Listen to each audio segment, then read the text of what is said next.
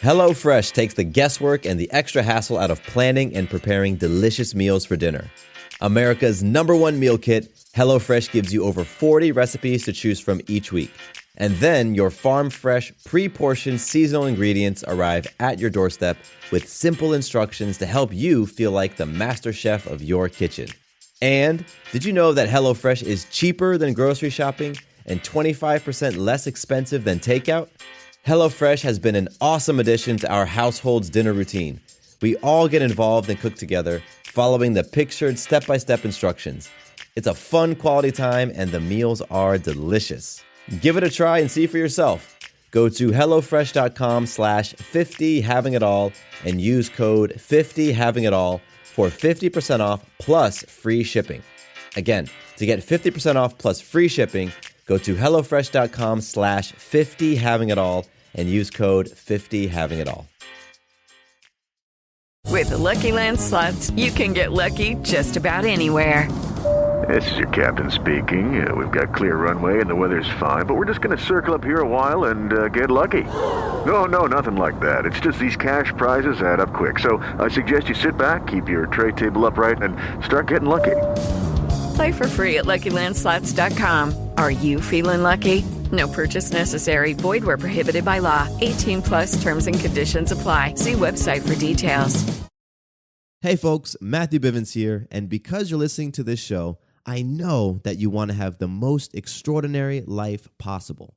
I'm talking about a life with purpose, where you do meaningful work, have fulfilling relationships, and feel healthy and thriving. But many times, having all of that doesn't seem possible.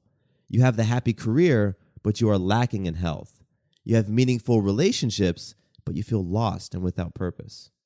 Well, now there's a way for you to see exactly how you stack up in the most important areas of your life so that you can accelerate your self-growth and truly live the life of your dreams.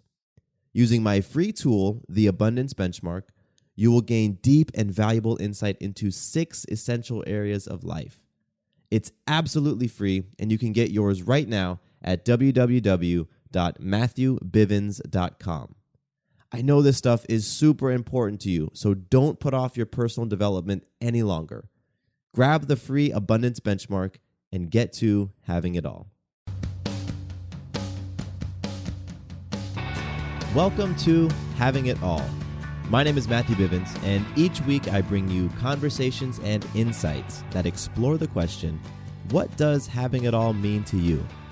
My goal is to leave you with stories you can relate to and messages you can take action on so that you can create an abundant, loving life. I am so excited that you're here to hang out with me today. Now, let's jump right into this episode. My guest today is Robert Monroe. And if you met him in person, the first thing you'd probably notice is his smile. He's got one of those huge ear-to-ear smiles that tends to come with a hearty laugh and come from a genuine place of joy. But behind the smile is a man who's been through some incredibly trying times in his life. For example, at a young age, he and his siblings were orphaned, losing both of their parents to AIDS. And through that experience, they learned some brutal lessons about life. But despite all of that, his smile never faded. I'm incredibly honored to bring you this conversation with Robert Monroe, where we talk about life, family, parenthood, and so much more. So with that, let's jump right into the conversation. Robert, I want to welcome you to the show this morning, man. I'm very appreciative that you took some time to hang out with me. How are you being today? I'm well, thank you. I'm very excited about the opportunity that you gave me to kind of share my story. Very cool. Well, this episode is going to be a lot of fun because you and I, we know each other. We know each other personally. We see each other a couple times a week. I'd say about 2 times a week over at the Your Day Playground where we do the play camp together and then we do the Saturday fun run. So we get a chance to be in relationship with one another a few times a week. And we've talked a lot about podcasting. We've talked, you've shared with me the shows that you like and you've put me onto new shows. And we've talked a little bit about life.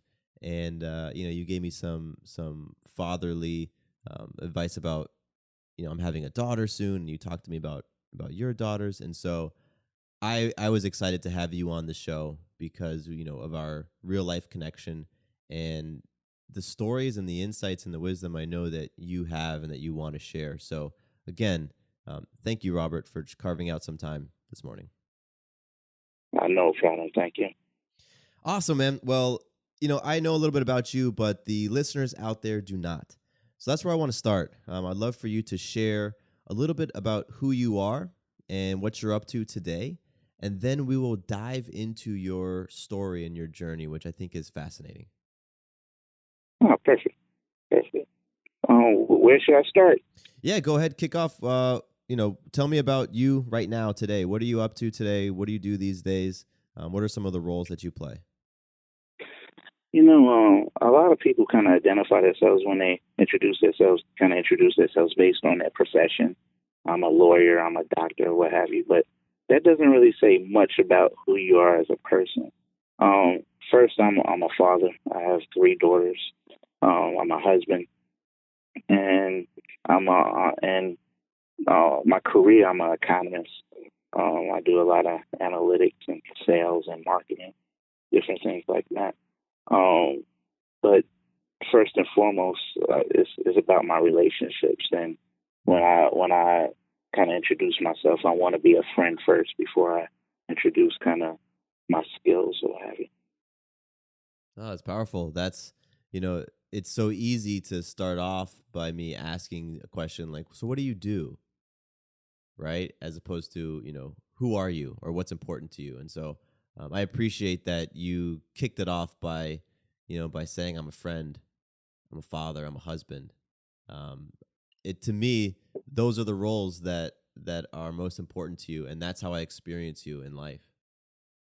And like a lot of times, you kind of base your value on a profession, right? Yeah. So if you're a doctor, you're a little more valuable. If you're a lawyer, you're a little more valuable. But that's not necessarily the case, because there's a lot of people that have a lot of great professions who aren't rich. Yeah. And I know a lot of poor people who are rich and who don't have great professions. So it's a great way of kind of, when you introduce yourself in that manner, it lets people know who you really are and your true worth. I'm happy you said that, because it can be dangerous to tie your self-worth and your value to a profession. You know what I mean? It's like, well, what does it mean if I get laid off from that job, or if the business that I tie my worth to goes under, and then it's easy just to feel worthless, to feel like you have failed as an individual. And so I appreciate you saying that. And, it also makes me think about so many times when you meet a person for the very first time, the first question is, so what do you do? And I think, I'm going to be more observant of the questions I ask people now when I first meet them, to make sure that I'm not simply saying, what do you do? So that sets the frame for, how they identify. I was listening to NPR the other day, and they had a story about doctors burning out. And one of the things they said was, doctors, especially here in America, they tend to live a lifestyle representative of a doctor, per se, right? So a doctor, they're supposed to have a kind of a higher lifestyle, what have you. And what that leads to kind of burnout, because now they have to have the income based on the amount of patients they bring in. And now they have 50 patients a day that they're trying to do just to subsidize their lifestyle, what have you. So in a sense, if you see a burnt out doctor, is that doctor really rich, or are they struggling? So it kind of brought that point home when I listened to that story. That point hits home for me. My father's a doctor, and so I've experienced that in different phases of his life.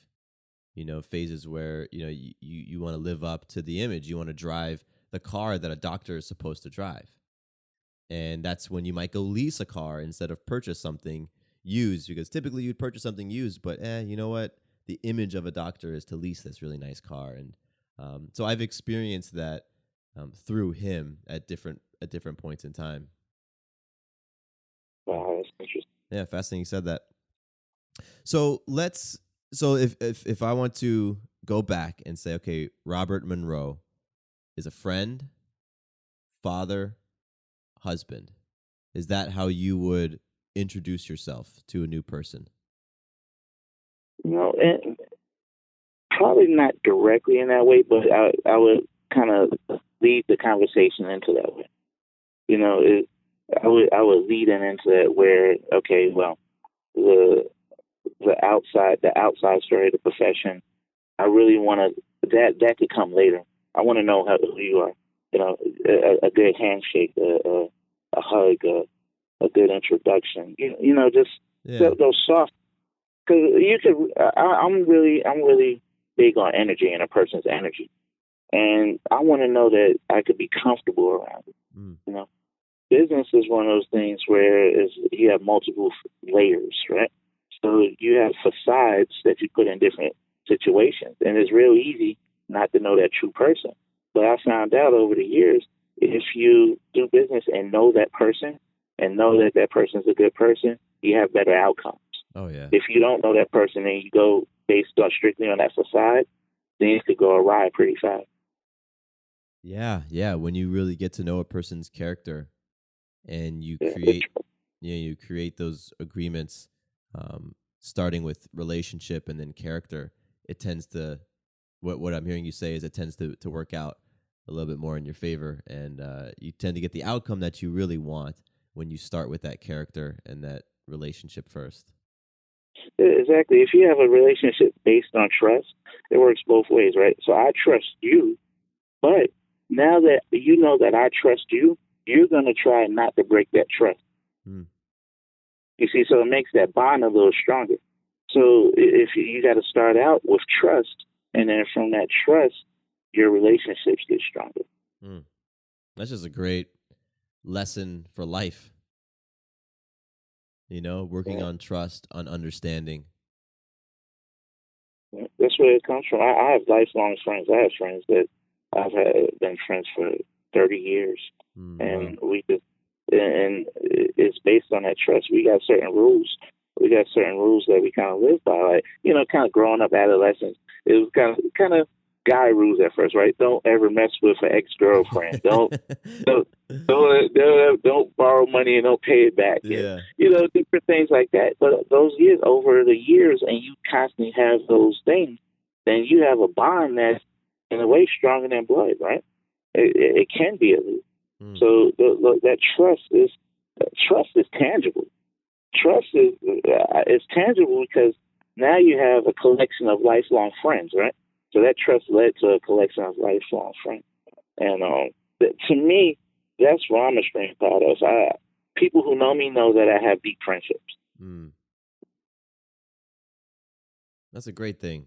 That's such a great thing. And it sounds like the friendships that you've created, they're built on something. They're built on that trust, and there's that collective understanding that these are the parameters of the friendship. Like, it's unwritten, but it's like, don't violate this. Don't violate my trust. Don't do what you say you're not going to do. And like, there are these unwritten things to those deep friendships that you've created in your life. Exactly. And everything has to have a set of rules, right? No matter what you do, everything has to have a set of rules, and you have to live by rules and everything. If I cook, I know this is the amount of time it takes to cook. If I drive, this is the limit that I have to drive at. Yeah. If I work, the hours I have to work. Like, everything has rules.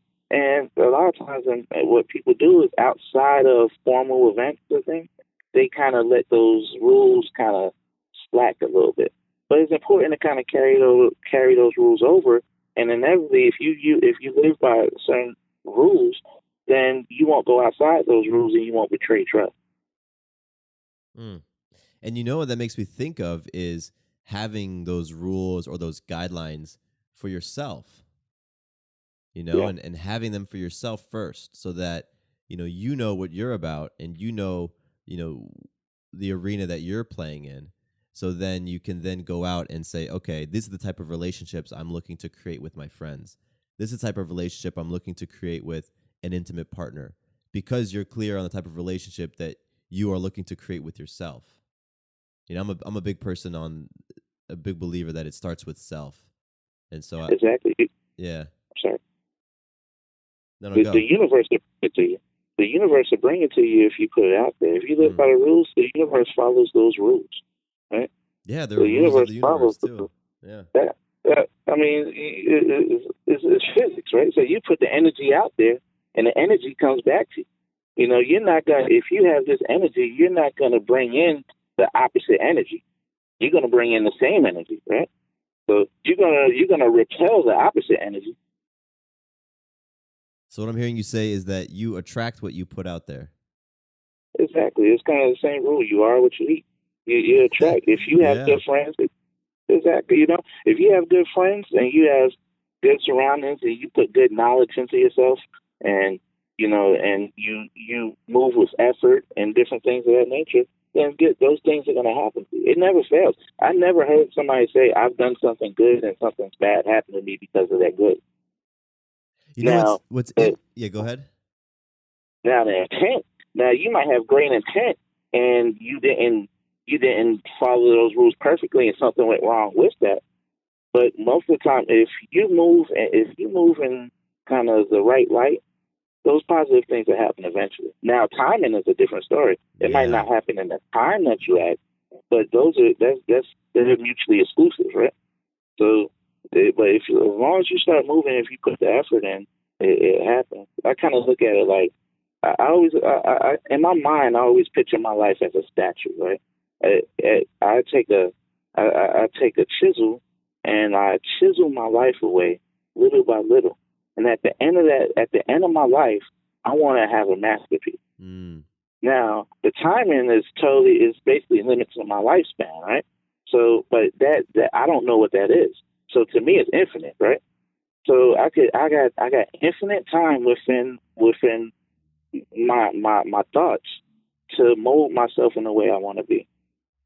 And when I mold myself, I mold the people around me. Yeah, and like every thought you have, every action, every word is taking that chisel to the marble. Exactly. And it's creating that masterpiece of yourself, of your life. Exactly. I told my wife that same story about the making a sculpture of your life, and she used that when we met, she'd never been to school. She graduated from high school, but she had a dream of going to college and everything, and she was struggling in a couple of classes and everything. I was like, her name's Venice. Venice, you think of your life as a sculpture. Chisel away little by little. Find the areas that you need to improve. And little by little, those areas, all those different areas that you improve are going to eventually come into one, right? It's like the sum is greater. The whole is greater than the sum of. Yeah, I can't remember. Yeah. But it's like that, right? So if you little by little work on little improvements, right? For instance, when I went to the camp, I knew I needed to improve. And little by little, I said, I need to improve my body this way. I need to improve my mental this way.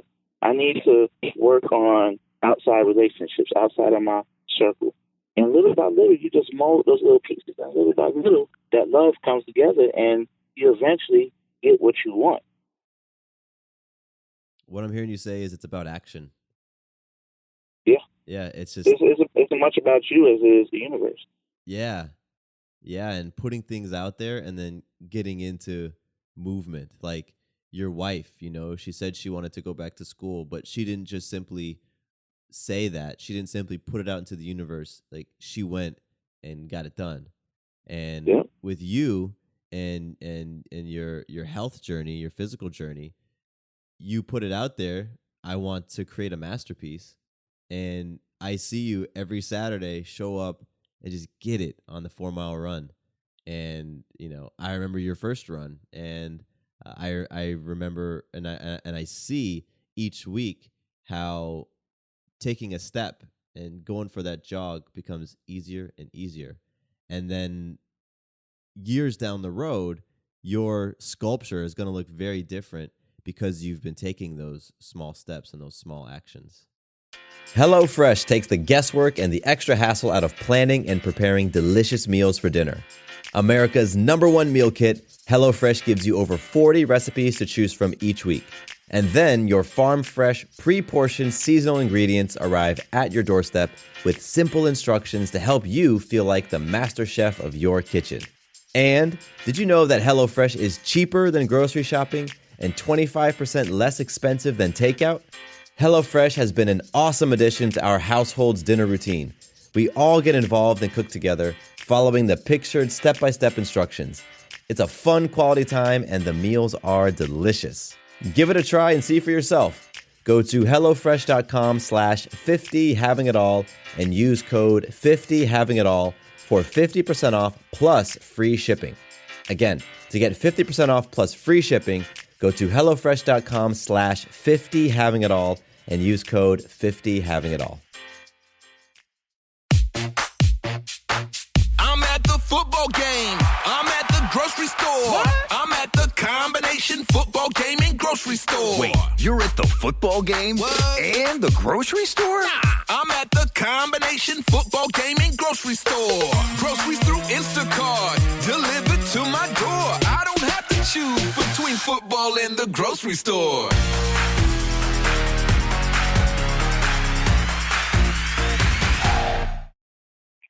Exactly. Running is a metaphor for life, right? Especially if you start out. I ran when I was younger. I ran track, and I was fast. I made it to the States, and I did the 100, 200, and 400. I even did some hurdles.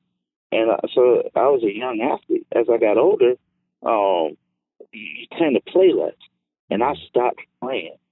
And as a result, my body started decaying a little bit. And then it got to the point where I was afraid of trying to rebuild it because it took a lot, right? It took more than I had at the time. So when Anthony came to our alumni meeting and told us about the fun run, it was as if the universe, because I put it out there, I wanted help, and mentally I wanted help. And I didn't know the venue in which to get that help. Yeah. And then when Anthony came, it was the answer to what I put out there. And so, kind of like you said, you see me run. I'm running at my own pace, right? So anybody say I'm consistently running at that same pace. And as I evolve, my pace will get faster. Yep. But I got to put the effort. And the first thing I wanted to do is I didn't want to stop. I wanted to build momentum. So anytime you see me run, I don't stop. Even if I feel pain or discomfort, I don't stop. I want to keep moving because that's the momentum. And as time goes by, that momentum becomes velocity, and I get faster and faster. But I got to build that momentum, and I'm getting to the point now where I feel that momentum, and I love it. And now I don't think about the pain as much. I think about where I'm going to get to. And that's based on that momentum because I feel myself getting better. I feel myself getting faster.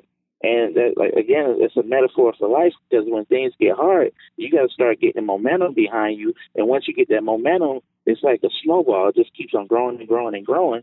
And pretty soon you're in a place where you never thought you could be. Yeah. Yeah. And it starts with taking action and, sticking with it when it gets challenging because it's going to get challenging. Yeah. Like your joints are going to hurt. You're going to be short of breath. And it's just continuing to stick with it, knowing that you're going to survive and you're going to be okay, even when your body's giving you every signal that no, that's not the case. And then over time, it's gotten easier and easier for you. And how many weeks now have you been doing the Saturday Fun Run? It's been about 3 months now. 3 months. It's about 12 weeks. Yeah. That's powerful. Yeah. And I crave it when I run on Saturday. On Sunday, I can't wait till the next Saturday. Wow. I crave it, and not to mention, it's just the love, right? It's the love, it's the community. It's me. People. When you live in a big city, people don't show you as much love as they do in smaller towns or different things, right? They kind of they have to deal with traffic, they have to deal with jobs. The cost of living is a little more. You don't see your kids as much because they're stuck in traffic. It's all these different things. Everybody has their own journey, right? And it's tough. So you don't really get extraterrestrial help in a sense, right? You don't get stuff outside of your circle. You don't get that kind of help, right? And when I came to when I came to the gym, it changed. I never felt that kind of energy before, and it's a motivator. And because of that energy and people pulling for you, you want to pull for yourself. When we started stopping at the fun runs and waiting for other people, and pretty much every time you guys been waiting for me, that did something to me. I don't want to let you guys down, so I'm gonna try a little bit harder. But that carries over in life. Now that you got people in your life who expect greatness from you, then you want to carry that greatness over in the other aspects, right? Yeah, I mean, it's so important that if you're playing for greatness in life, if you're playing for health and abundance and love, that you surround yourself with people who are going to support you in that and who are going to help you when it gets rough and when you start to doubt yourself, and who are going to hold you accountable and give you feedback when you need to hear feedback. Like, that's what I'm hearing you say, just how important it is to have those powerful people in your life who are supporting you in your journey to greatness. I was running up a hill a couple of weeks ago, and I was struggling up the hill. It was hot. It was 90-something degrees, and I was tired. It was toward the end of the run, and I felt a hand on my back. I don't even know who put the hand on my back, but I felt the hand on my back, and it was a gentle just nudge, right? Just to let me know I'm here with you. And when I felt the hand, I started running harder. I started. It was no conversation. There was nothing. I just felt the hand on my back, and that's pretty much. If I could sum up my experience at the gym, it's in that hand on my back. That's beautiful. And it makes me think about, we never do anything alone. Yeah. We're never out there, quote unquote, fighting the fight by ourselves. Even when we want to convince ourselves that we are, like, somebody made the clothes that you're wearing. Somebody made the car you're driving. Like, you never do anything alone. And so your accomplishment of making it up that hill, you had somebody who just simply put a light touch on you just to let you know that they were there in your corner, and that made a world's difference. Yeah. It's relative. Everything is kind of relative in a sense. I was reading a book. I can't remember the name of the book. But I was reading a book, and the book basically said that our lives are better relative to, like, the 1800s or something. Oh, yeah. And the reason why is because now we have a kind of global community, right? So let's say you're in Dubai, right? If you're in Dubai, chances are you're not going to get an orange. It's a native orange of Dubai. So it's the desert, right? But if you're in Dubai, you could get an orange, you could get a kiwi, you could get a head of lettuce, you could get anywhere, right? So in years past, you would have to be a king and have cargo ships deliver those things solely for your consumption, right? Yeah. But now you can get everyday person with pretty much no income and eat food from across the world. You could use a product from across the world. Everybody's interconnected and don't even realize it, and like you said, that brings power. So you're never alone. If let's say you're the loneliest person in the world, if you get in the chat room, you got 1 million friends now. Yeah, that's true. It's so true. We're all interconnected. Go ahead. No, I was just saying we're all interconnected. We all kind of affect somebody in the long run. I remember I was watching Mission Impossible. I think it's like Mission Impossible 5 or something. And Tom Cruise in the beginning of the movie, he was at a dinner party, right? And the lady asked him about his job, and his cover was he worked for the Department of Motor Vehicles, but I think it was like the Federal Department of Motor Vehicles. And he basically, what he did is he monitored driving patterns. It was a conversation, and he monitored driving patterns of people. And he made a statement in there. He said when somebody hits their brake in D.C., he said the ripple effect of them hitting that brake could be felt in Richmond. Wow. And think about it. If you hit your brake, somebody else slows down, somebody else slows down, somebody else slows down. And it's a domino, right? So, and I thought that was very, very powerful. And sometimes, like in life, you got to realize those subtleties and pick up on those things, and you'll learn a whole lot. that one statement said a lot to me. Yeah. And it probably nobody ever probably noticed it.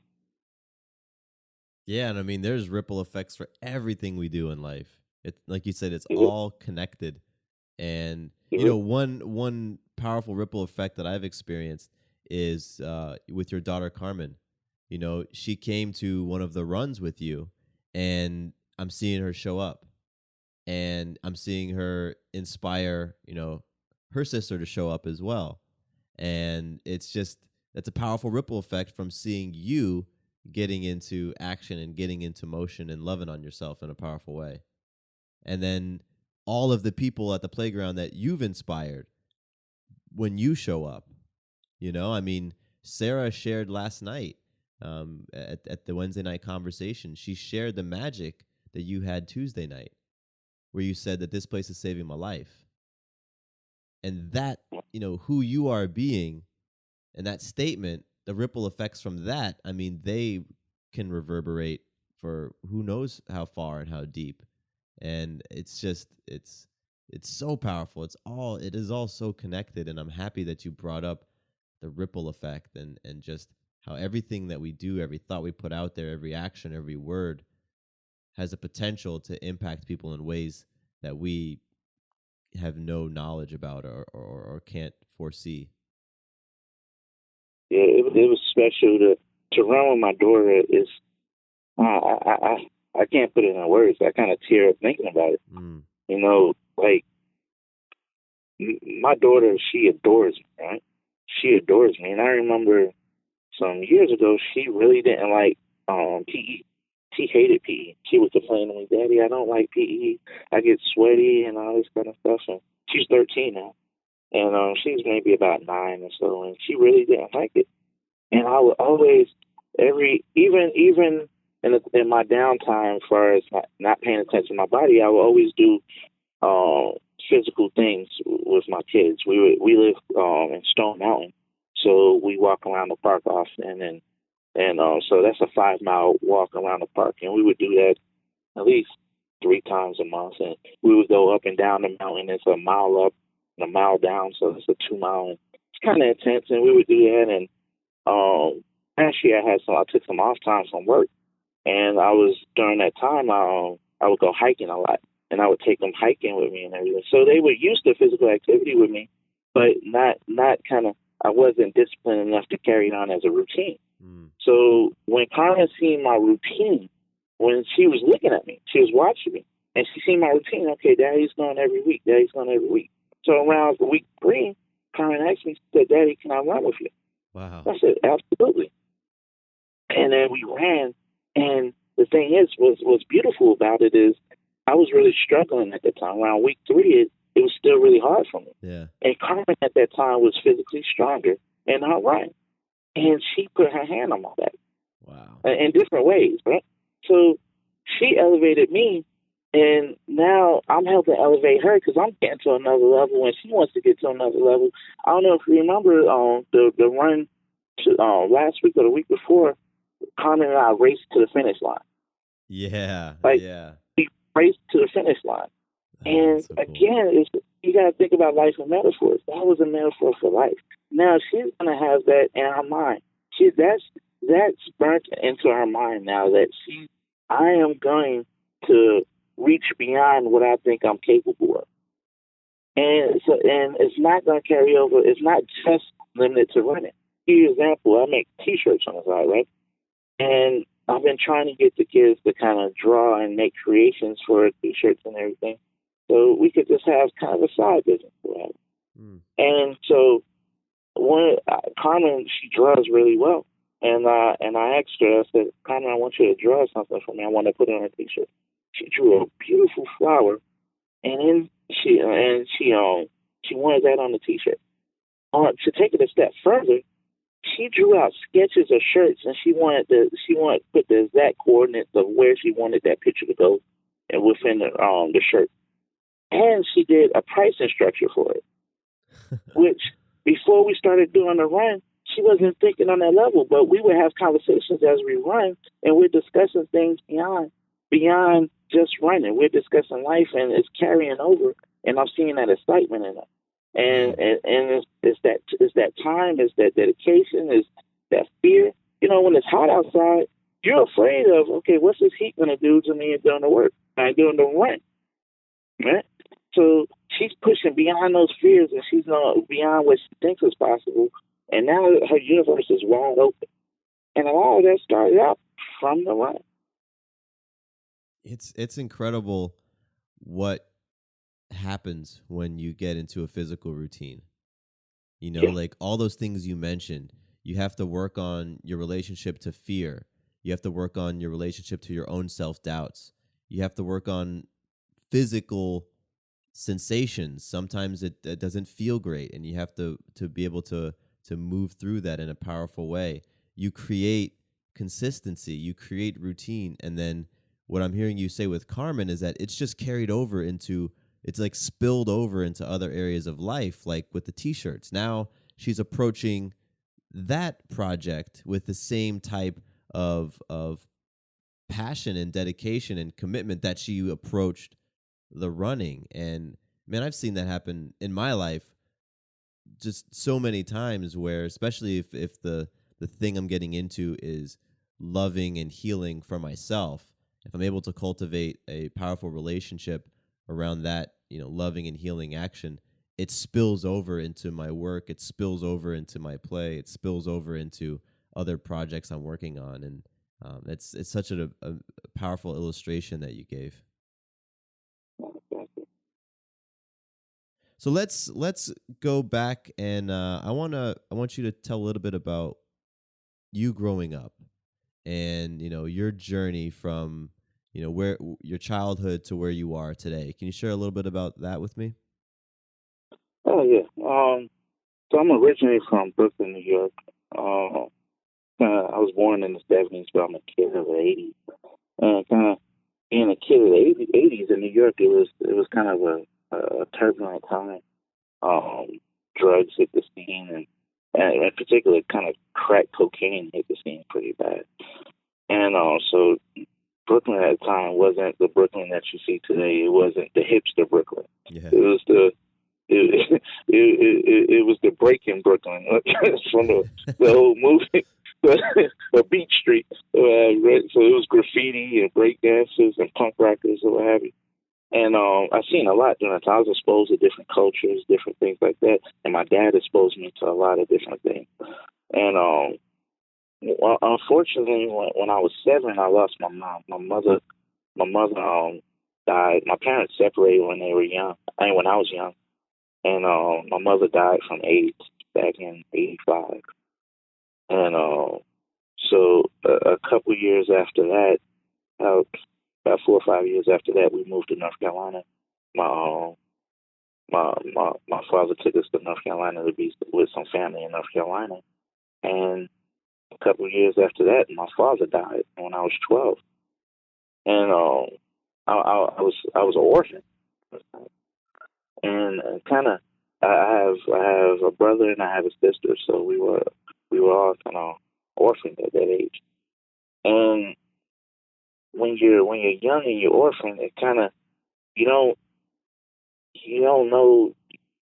It's kind of hard to explain. You feel empty because you feel like you're the only person in the world, and you kind of feel like a victim. Nobody understands your story, and it's hard because a lot of times, think about it, it goes back to kind of relativity, right? If you have parents, and a lot of times when you have parents, you guys are what your parents do for you. You don't realize a little nudge for education. You don't realize that hugs. You don't realize a hot meal. You don't realize the safety. It's all these little intangibles that your parents do that you really don't appreciate when you're young. Yeah. But when you're a kid, when you're an orphan, all those intangibles are quite obvious, right? All of them, you know what you don't have because you see other people, your peers have it. So it made for a rough time. But I was blessed in the sense that I started making friendships kind of young. I started when I moved to North Carolina. I started making friends, and my friends, their family knew my story, and I became part of their family, multiple families, right? So I had maybe 5 mothers that kind of made sure I had dinner. I had 5 mothers that made sure my grades were right, and fathers.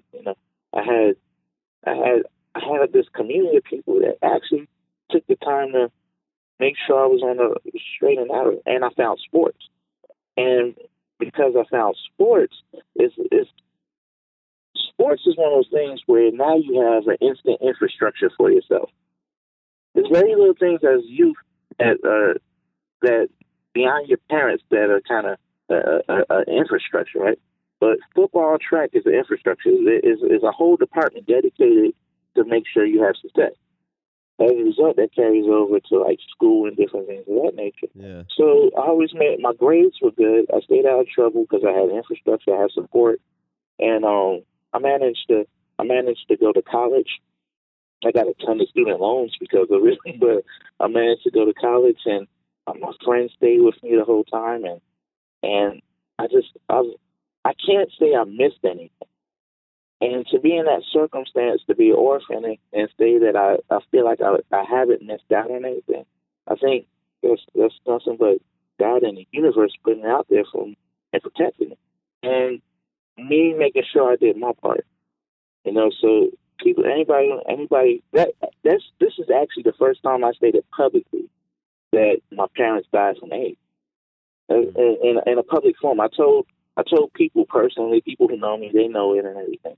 But I feel like now in this stage, I'm 38 now, in this stage of my life, I want to share that story and let that go out in the universe, and anybody who's orphaned can now know that, hey, listen, things might seem kind of tough right now, but just keep on following and believing and putting in work, and you're going to be okay.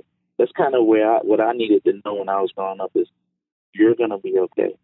And even this with my physical development right now, it was the universe coming back saying you're going to be okay. You guys are for the most part, you're going to be okay for me. There's you guys are my family now, and that's the example of where I had my whole life after my parents died. Wow, so you've created family your whole life.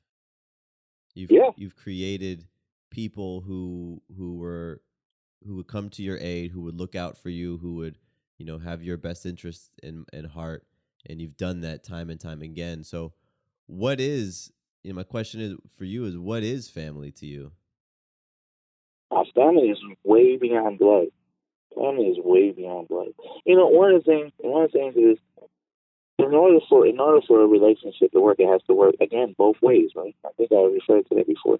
You have to put an effort into maintaining a relationship. So something as simple as giving a person a call, or when you see him patting them on the back, say, "I missed you." Kind of in a sense, I think you know me enough to know me now that I kind of wear my emotions on my sleeve.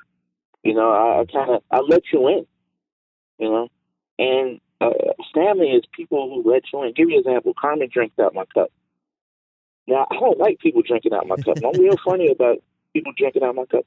Carmen drinks out my cup because she knows she's in there. Yeah.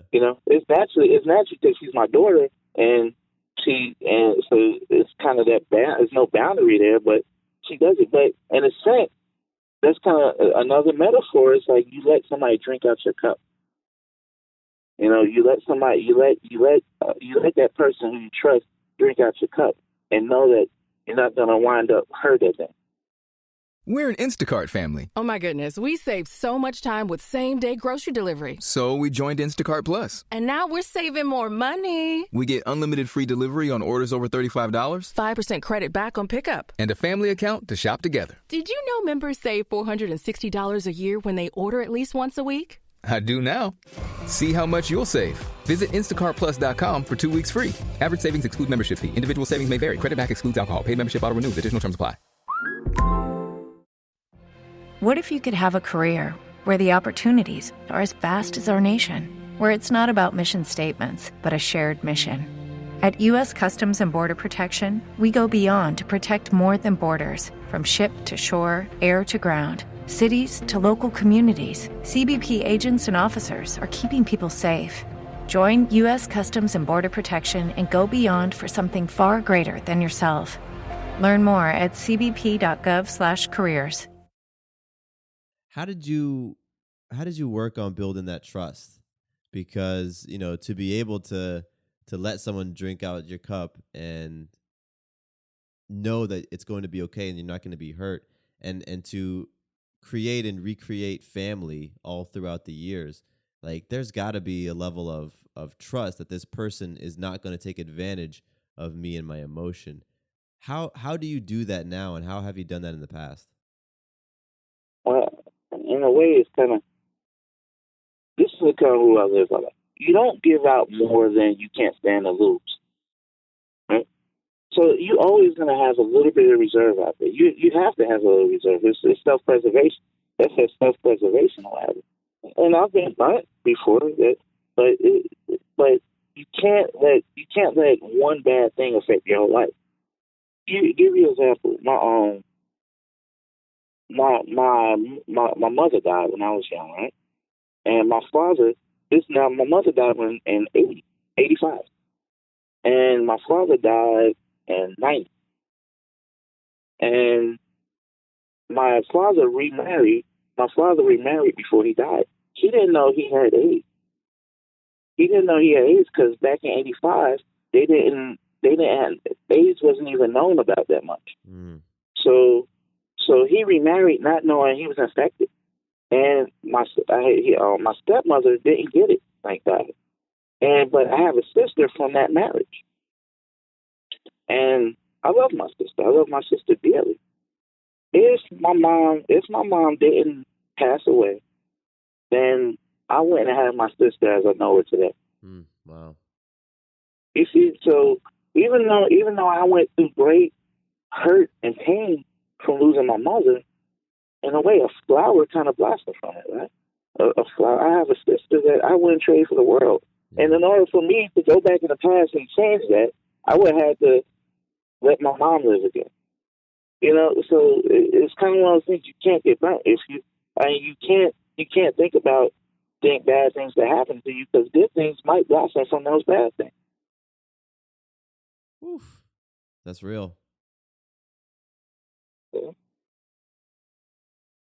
Now, you talked also about being, when your parents passed, feeling, it was easy to feel like a victim.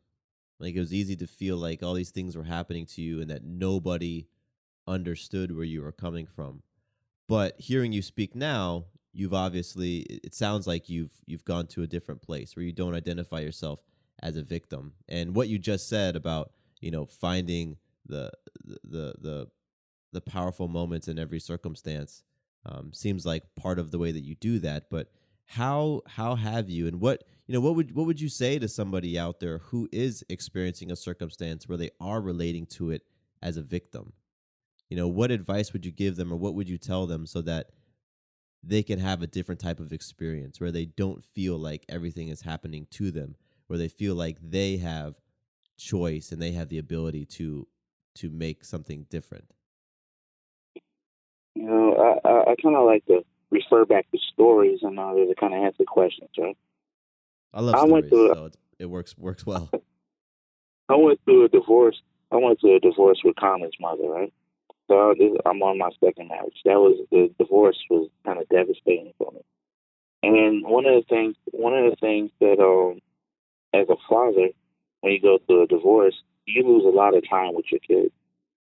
And I lost a lot of time with Carmen. Since the courts, I fought for time, and I actually got the time. I got Carmen 48% of the time, so I got it almost half the time, and that's fair. But it took a lot for me to do that. And but one of the things prior to that, all my time was with Carmen, and so I was in court, and the judge kind of told me the time that I was going to have. And I was like, what am I going to do with this time? My heart was broke. And I was like, what am I going to do with this time that I had with my daughter where it's just as valuable as that parental time that I had. And so I said, well, let me get my master's. And over those 2 years, I went and got my master's. And at the end of it, kind of now, our relationship is the best ever. She knows what I'm capable of doing, like, and I didn't dwell on why did this happen? Why did I lose so much time?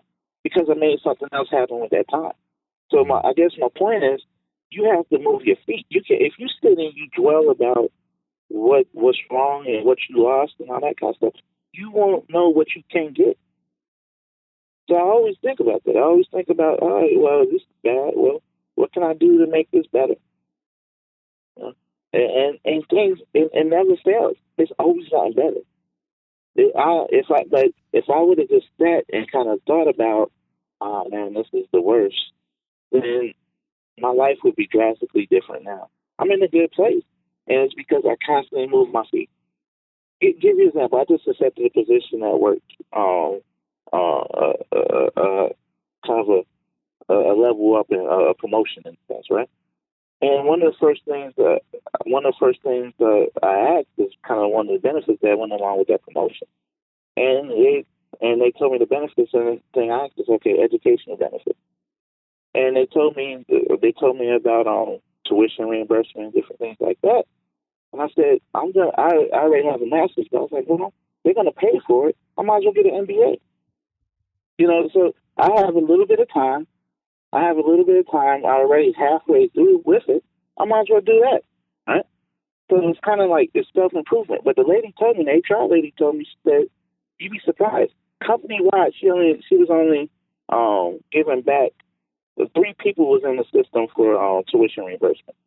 3 people out of like over 1,000 people, 3 people.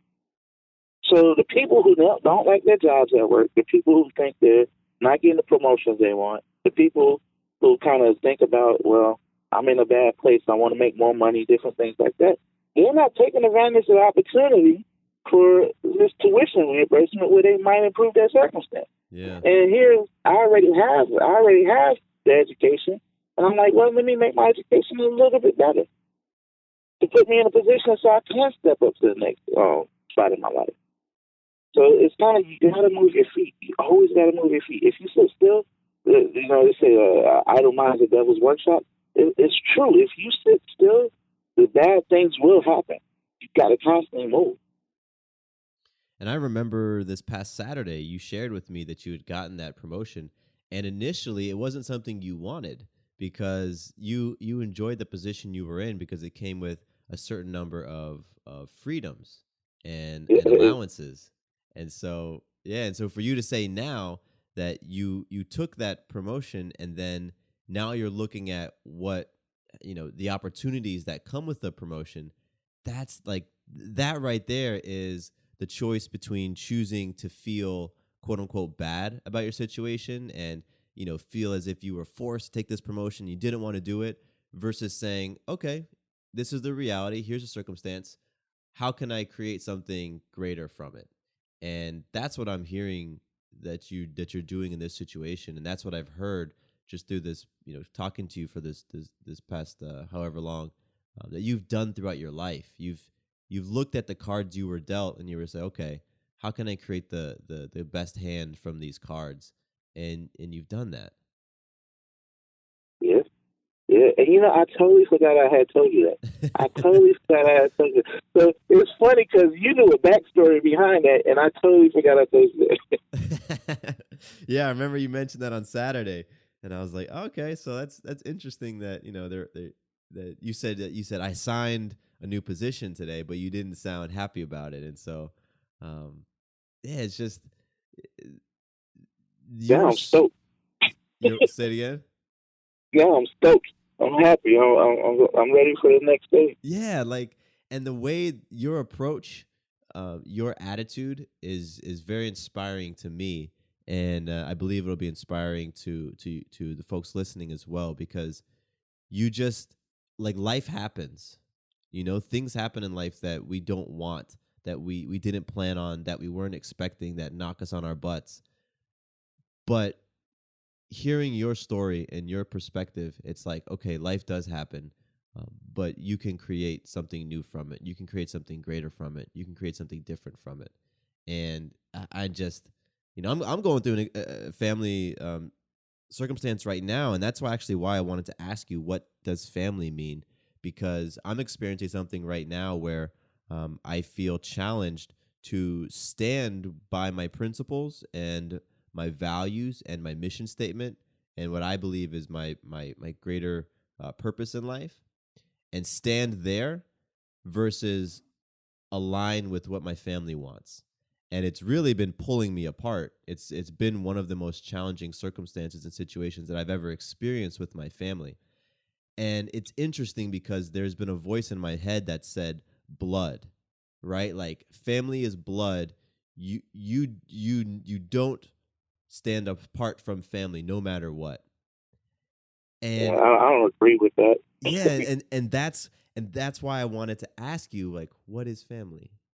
Because there's a script there to say that family is blood, and you always put family first, and you always, you know what I mean? Like, there's a script that is being promoted just out in the world, in American society. It's such a big part of what people talk about. But your experience has been different. And so I was excited to talk to you about that. And I'm happy that you brought it up, because it's real for me, and I know it's real for a lot of people out there, this idea of what family is and what your responsibility to family is.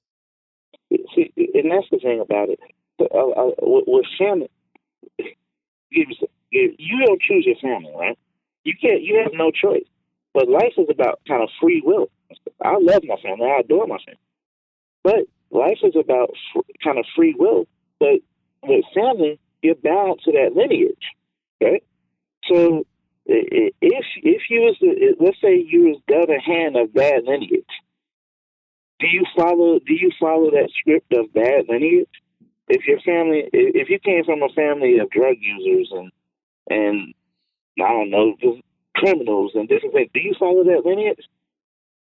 So to kind of say I follow my family, that in a sense to me it doesn't make sense, because then you take away that free will, in a sense, to make better decisions. If I would listen to people, for example, I went to school for agriculture economics, and my family said, "Why are you going? You're from Brooklyn. Why are you going to school for agriculture economics?" And I said, "Well, there's an opportunity there." They said, "Well, what kind of opportunity? You going to be a farmer?" I'm like, "No, I do research. I work with the government. I help people. I help feed the world. All kinds of different things. It's a good place for me." And all my family was laughing at me for taking that position. But when I graduated, I had one of the highest salaries in the upper school. I looked at the average salaries, and the average salaries, I was like $10,000 above it. And that's carried me through my whole career. So, but if I would have listened to that lineage, I probably wouldn't be in the position I'm at now. I'm flexible now simply because of the decision I made in college and the major I made.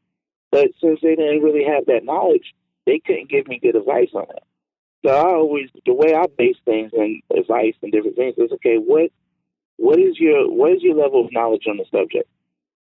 If you don't have a level of knowledge on the subject, then at that point I take that as a secondary resource. You take the people who know that, who's subject matter experts and kind of know that area. You put that first, because it just makes sense, because they know it. A lot of times lineage doesn't know about that. They have different circles or different things that are outside of what you're doing. So you got to be real careful about advice that you get from that, and that's in general, just advice from friends, advice from anybody. You don't want to take bad advice simply because of their lineage or relationships. Just kind of use a filter. Yeah, and I heard you say that people are going to provide their advice, their feedback, sometimes their judgment, their criticism based on where they're at, based on the information they have, based on the story that they're telling themselves, based on their perspective. And you can do with it what you want. You know, in your case, you could have listened to them. You could have listened to their story about, you're a dude from Brooklyn. What are you going to be, a farmer? That's ridiculous. You know, you could have bought into that and chosen something different. I could buy into the story that members of my family are creating about myself, about me and how I'm showing up, and about the situation at large. I could buy into that as well.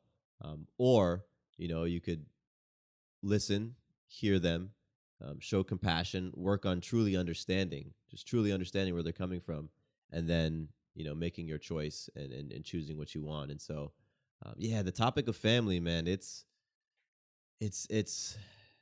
fascinating because it can come with a lot of attachments, a lot of threads attached to it.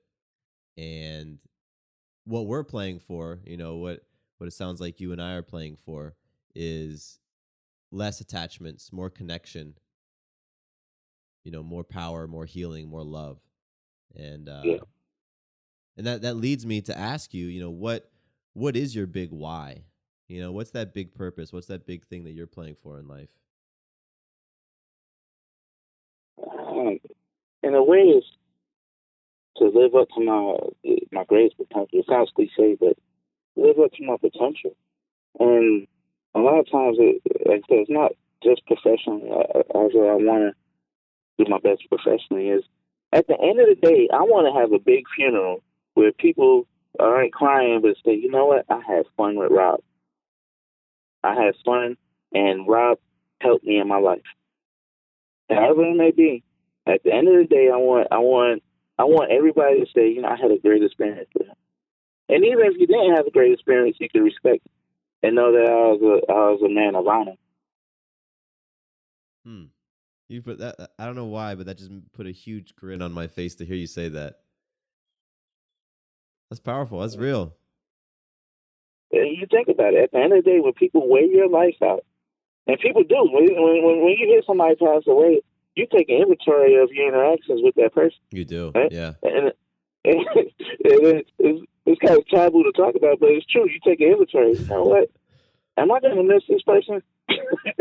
You are or you're not. You know? And I want at the end of the day, you know what? I'm going to miss Rob. Yeah. And that will say a lot about you. If you have a lot of people say, you know, I'm going to miss him, that's going to, you did pretty good for yourself. Yeah. So you want to touch people in a significant way, and you want to brighten people's lives because you were in it, because they got to experience you. They get to walk away with, you know, sunnier disposition and brighter outlook and more power in themselves. It only takes a moment to influence somebody's life, and that moment might affect them a lifetime. Truth. Yeah, and that's one of the reasons why I love magic. You know, I love what we share at the playground. And for you listening, magic is your ability to influence yourself, others, and life in a powerful way. And what we do is we share our instances of magic. We share it at the end of the Tuesday night play camp. We share it at the end of the Saturday fun run. And just what you said, Robert, like it takes just an instant to influence somebody and to potentially change someone's life. And it's through these instances of magic that I've just been so inspired and influenced to show up for myself in a loving way, and been inspired to go after my greatest potential and be the greatest version of myself, you know. And the magic that you've shared, I mean, your magic is so raw, man. It's so real. It comes from such a place of, of love and with such heart, you know, and I know it's inspired folks. And I love the fact that, you mentioned earlier that you are open with your emotions. I love that because I think that's where folks can connect. It's like, man, okay, I can connect with Robert. Like I feel where he's coming from. I feel what he's saying. And I was attracted to you for that reason early on, getting to know you, because you just were a real guy. I appreciate it. And that's what I mean, kind of professional. You put a professional facade on, and sometimes a lot of people miss that. A lot of people miss it. And one of the things I did, kind of going back, kind of professionally, is I put that I do that in business. But when a lot of times it's funny, I don't send emails a lot of times at work. I walk right up to the person's desk like you, and I speak to them, and I always get better results from that. Yeah. Early on, I sent emails, and you kind of get responses. You don't know what have you. But when you actually make a connection with that person and say, "Hey, you know what, dude, I need this. Can you help me with this?" You know, a person, they feel your energy and say, "You know what, yeah, I'll do that for you." Whereas normally they might have waited a week to do it. Yeah. You know, it's that connection. I learned that early on, and it's made a huge difference in my career. Yeah, I mean, they say in business it's all about relationships, but what does that really mean, right? Like, you can work on cultivating a relationship through email or through LinkedIn, but it's about experiencing someone's energy, looking them in the eye, having the conversation, putting the hand on the back. You know, like that's what it's about. You touch them, you share your magic. You bring that magic to you. Once your vibrations connect, it's hard. It's hard to disconnect from a person. When that person, every time I go into a meeting with people I don't know, I want that person to know that you can count on me now. And so now I got another branch in the office that I could go to. Yeah. And they could come to me. Hey, Robert, I need this. Can you help me? Yeah, let me. Here, I could do it for you by this time. And it's that relationship. So now if something, and I could be honest with them. Now, you know what? I'm not gonna be able to do that. This is why I can't do it. You know, and there's no animosity because they know I really can't do it. You know? Yeah, because you've created that relationship. You've made deposits in that person's, you know, emotional bank account. I love that. I love that analogy. Yeah, you always make deposits. Always make deposits. Even when you know, it's not where you fake it and make those deposits. You actually try and genuinely do it. Genuinely put something in there. Then you say, you know what? Just be honest with the person. I can't do it. This is the reason why. Now, it might hurt that person's feelings, and they might get angry or something like that. But at least you're not gonna, at least you're not gonna lie to them. At least you're not gonna. They're not gonna be looking for it or something like that. They're just gonna. They're like, well, he told me what he could do. He hasn't lied to me before. You know, so you carry. It goes from the gym. It goes to the office. It goes with your kids. It goes with the guy cutting your grass. It goes for everything. You carry that, and if you're the same person and you're your true self going in any circumstance, people can't help but respect you. I dig it. I want to go back to something that we talked about before we hit record. I asked you a question. I said, you know, what questions do you have for me?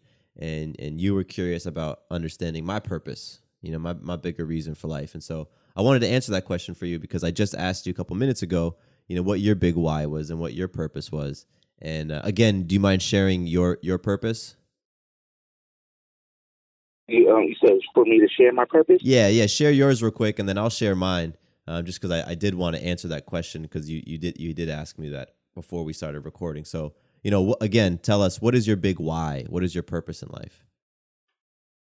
Again, it kind of goes back to I want to be the best I can be. I want to at the end I want to have zero left in the bank account. I want to metaphorically speaking, right? Yeah. I want to give all I had. I want every opportunity. It's unrealistic to say I took advantage of every opportunity, right? But I want to know, you know what? Given the circumstance, given what I knew at the time, given my intent, that I did the best I can do. Because you got to be realistic about things. One of the things, kind of in project management, is it achievable, right? So in my life, at the end of my project, I want to say, did I achieve it? What was my shooting percentage? You know, how many times did I foul out? You know, and at the end of it, all right, did I have a Hall of Fame career? Mm. You know, did I have a Hall of Fame career? And if I did, I could be proud. Well, I love the way that you put that. You know, it's funny. I set myself up now to try to follow you, which just you're so. I don't know. You create such a visual with your words and so eloquent. But I'll give it a shot.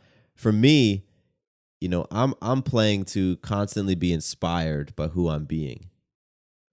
You know, I growing up, I compared myself to a lot of people, and moving into my teens and my adolescence, I envied a lot of people, and I envied people's accomplishments and their possessions and their relationships. And now I'm 29 and I'll be 30 this year, and I'm having a daughter. You know, Sarah and I are having a daughter in September, just a couple months away. I want to inspire myself.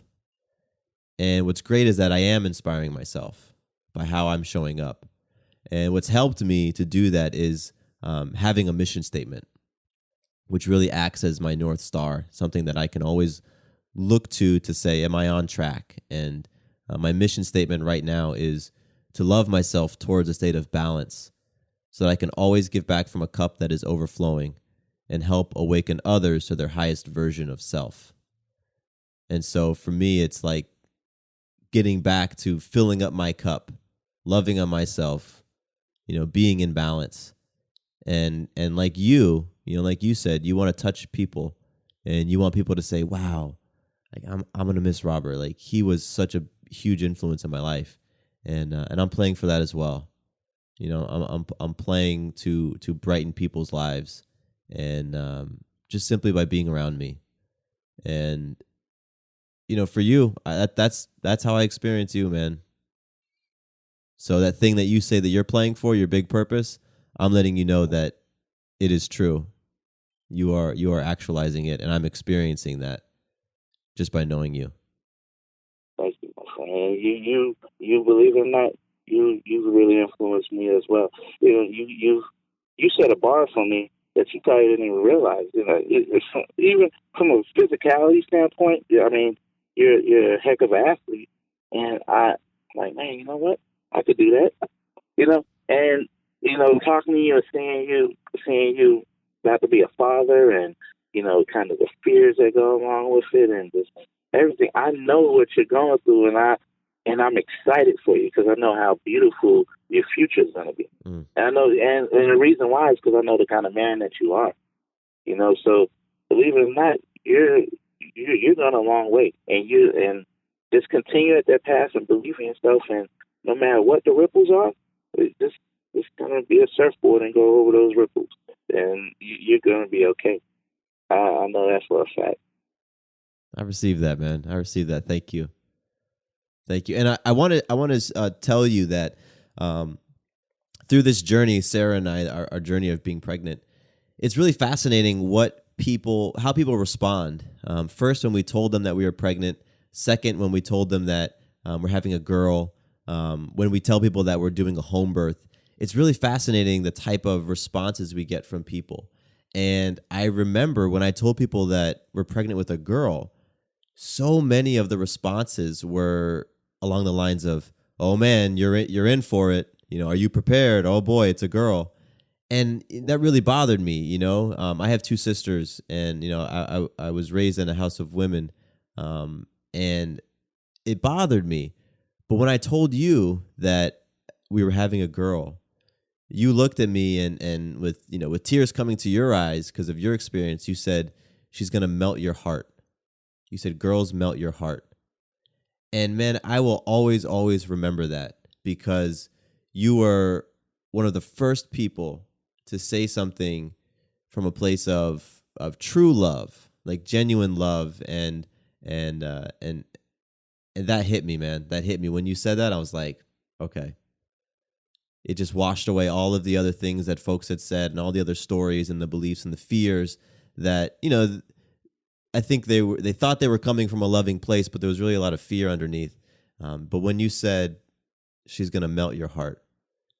It just, I couldn't wait for her to come, for little Maya to come, because I feel that from you. And I see that with you and Carmen.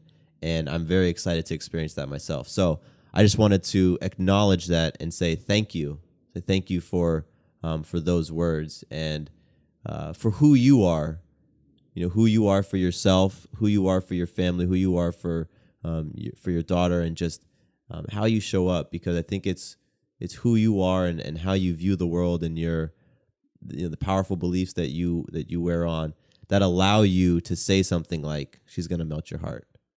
So I appreciate you, man. So it's so true. And we mentioned Carmen, but I have two daughters. So they're actually my stepdaughters, but it kind of goes back to what I said about blood. They're my stepdaughters, but I had them for years. Those are my babies. What are their names? Their name is Jada and Jayla. So Carmen, Jada, and Jayla. Beautiful. Yeah, and 16, 14, and 13, and they melt my heart as well. So it's one of the things. It's like, granted, girls are emotional in a sense, right? When you have daughters, they're a little more emotional. Boys are they run through walls. So it's two different dichotomies, but in a way, it's kind of the same. But that love and that feeling that you're gonna have is amazing. I wouldn't trade it for a world, and I'm so excited that you're gonna experience it. I really am.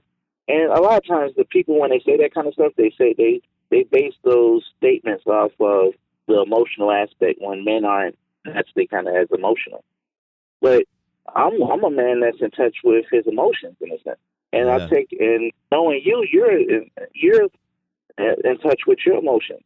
And if you can understand that in an emotional standpoint, kind of back to relativity, if you understand that emotional standpoint, then you could appreciate those emotions those girls are going through, the insecurities, what they need, and different things like that, and you'll be able to help them in a better place. But it's kind of just put yourself in their place to understand those emotions and their fears and judgments, different things like that. And as they grow up, they become stronger. Like Carmen running those 4 miles with me, she's becoming stronger because I knew those emotional places where she was at. So I'm excited for your future journey, and I'm gonna be a big part of your life in the future. That's I believe it. That's the truth, and I can't wait for baby Maya to come and for you to meet her and for her to meet Carmen and Jada and Jayla and everybody. So I'm excited for that. And Robert, as we come to a close here, we've been talking for a while, and I love it. These conversations are just powerful. They flow. They're organic. I'm always inspired by them. But as we do come to a close here, I want to know, what does having it all mean to you? Having it all, again, cliche, is balance.